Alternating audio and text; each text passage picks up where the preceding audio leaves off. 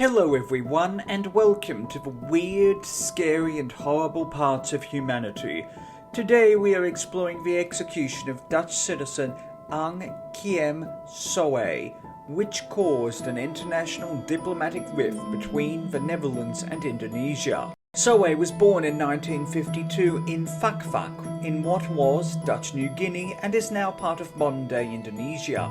Ethnically Chinese, he was one of 9 children, with his parents owning a shop and living in relative wealth. After Dutch New Guinea was transferred to Indonesia in 1962, his mother and 3 of his siblings fled to Malaysia. Soei was initially left with his father in Indonesia, but later joined the rest of his family in Malaysia. Soei's family lived in poverty while in Malaysia, with his father returning to Fakfak. At the time, Indonesia and Malaysia had very poor relations following the Indonesia-Malaysia confrontation, a violent conflict between 1963 and 1966, which stemmed from Indonesia's opposition to the creation of Malaysia, resulting in the death of 141 soldiers representing the Commonwealth of Nations under Malaysia, as well as 590 Indonesian soldiers killed. This led to Indonesia's withdrawal from the United Nations on the 31st of December 1965. As a result of a poor relationship between the two countries, Soei rarely saw his father, who passed away in 1969 when Soei was 17. At the age of 26, Soei moved to the Netherlands and began living in Utrecht. However, he was unable to receive education in Malaysia, and having always worked, he had no diploma and hence had to take menial work in the hospitality industry and in the timber trade while living in Utrecht. To supplement his meagre income, he became involved in low-level criminal activities and spent time in prison. Soei eventually married in Utrecht and had 4 children, however he later divorced from his partner.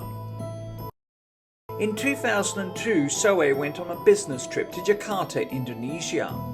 While Soei was in Jakarta, police in Tenanggarang in Java, a suburb of Jakarta and the location of the Jakarta-Soekarno-Hatta International Airport, raided a factory where up to 15,000 ecstasy pills could be produced per day.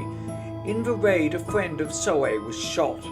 Soei was identified as the owner of the factory and had been the big man behind the scenes of the ecstasy laboratory, and was referred to by Indonesian media as the Ecstasy King.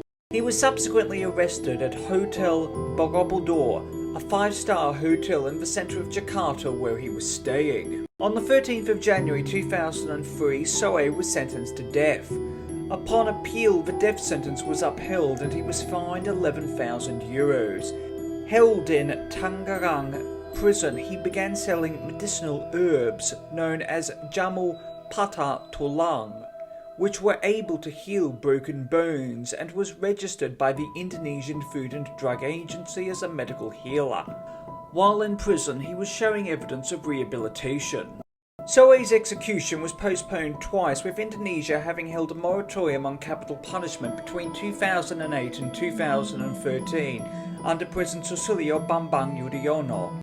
On the 20th of October 2014, Joko Widodo, the 7th President of Indonesia and a member of the Indonesian Democratic Party of Struggle, came to office and enforced a presidential decree to input the death sentence imposed by a trial court and refused to grant clemency for drug offenders.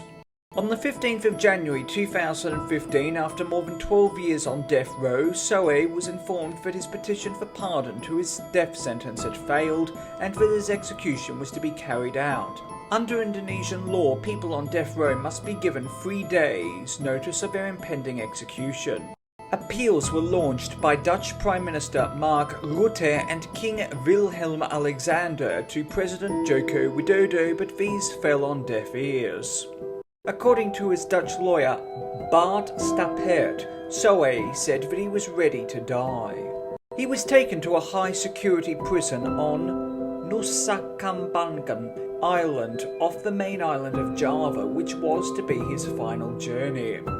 On the 18th of January 2015, at around 30 minutes after midnight, Soei was executed by firing squad along with 4 other individuals who had been convicted of drug smuggling, including Brazilian Marco Archer, Cardoso Moreira, Nigerian Daniel Enuero, and Malawian Namaona Dennis, as well as Indonesian Ayani Andrayani. Vietnamese woman Tan Phi Bich Han was also convicted of drug smuggling and was executed at the same time in the Boyolali district in central Java. Soei's body was immediately cremated.